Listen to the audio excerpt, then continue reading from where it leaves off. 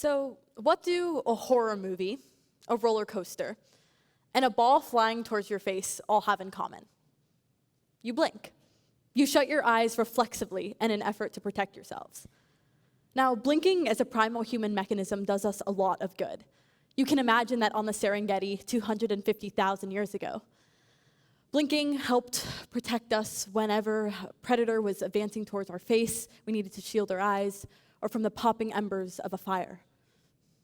Blinking is written into our genetic code as a form of protection that keeps us alive.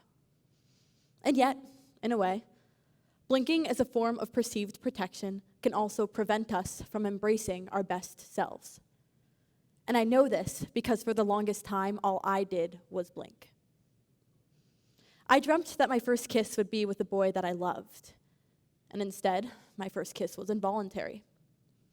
When I was 13 years old, I was abruptly entrapped by a drunkard in my neighborhood's park.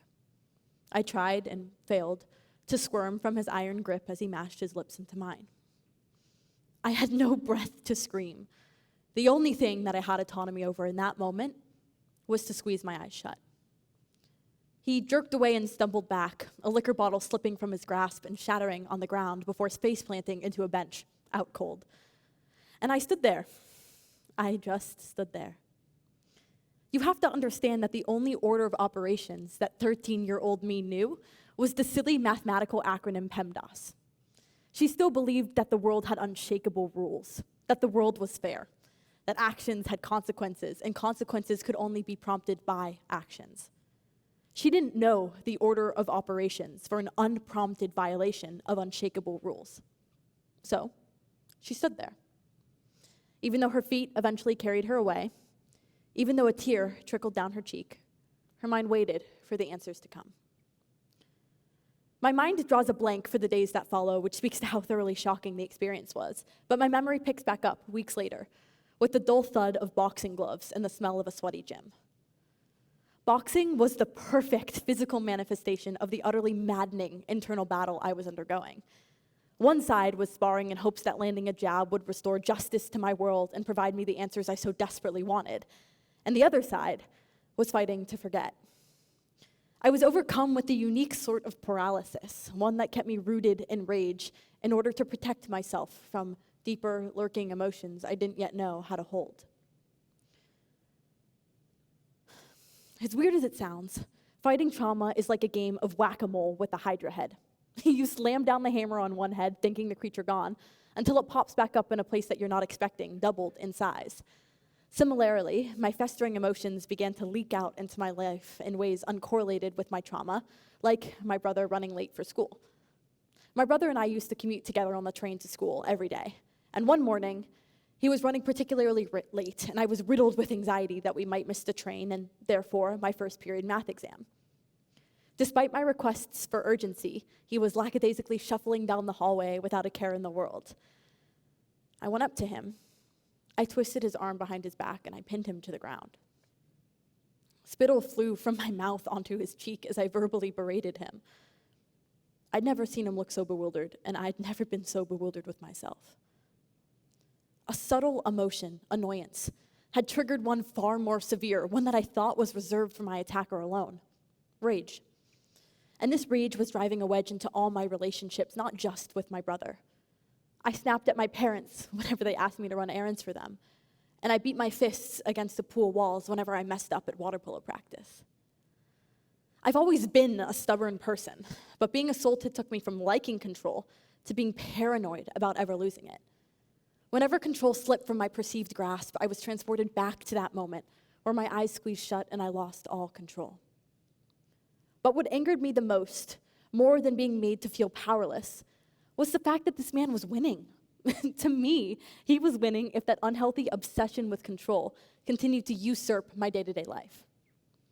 I don't have an aha moment that I can reference as the catalyst for deciding to look inwards and sit with my trauma.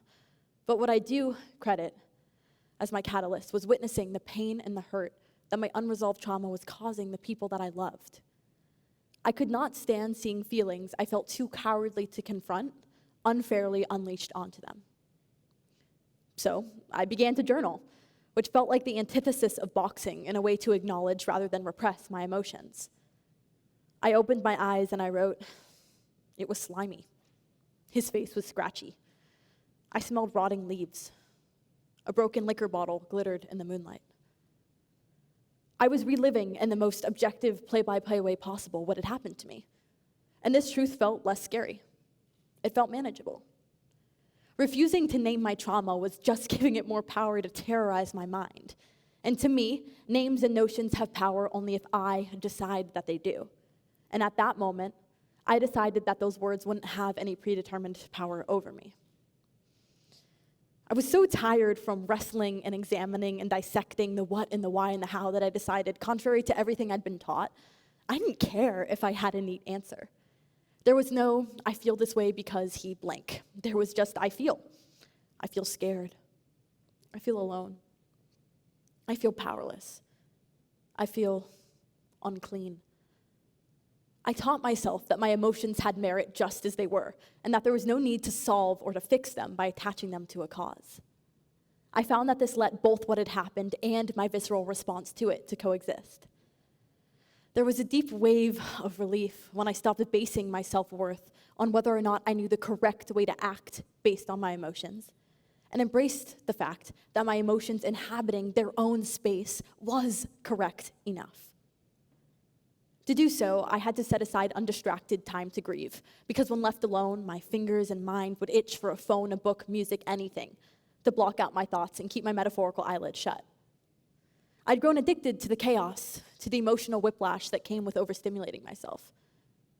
It reached a point where I was scared to let go, because I didn't know who I would be without my rage and the fire that it lit in my belly to live with conviction. By letting go of judgment and creating an outlet, I was able to retrain my brain to learn that it was possible to derive motivation from joy and not rage, from calm rather than from chaos. I wish that I had measured success by my courage to confront repressed emotions rather than how fast I appeared to move on. The current status quo approaches trauma as a math problem, where inputs like intellectualizing and distracting will yield outputs like acceptance and minimization. Yet, this approach misconstrues the healing process, and it asks us to mitigate rather than to feel our pain. When we frame healing instead as an exploration of our perspectives and our emotions, as an opportunity to lean deeper into the colors of life, we prime our minds and our bodies to properly reckon with our trauma. I refused to let circumstances that I did not choose define who I was and am. Instead, I embraced that my chosen responses to said circumstances were what defined me. In order to reclaim the narrative for myself, I asked myself how I could instill the most good as a result of what I had experienced. It meant dedicating myself to be someone that my loved ones and anyone could be proud of rather than frightened of. It meant calling out those who made jokes violating consent.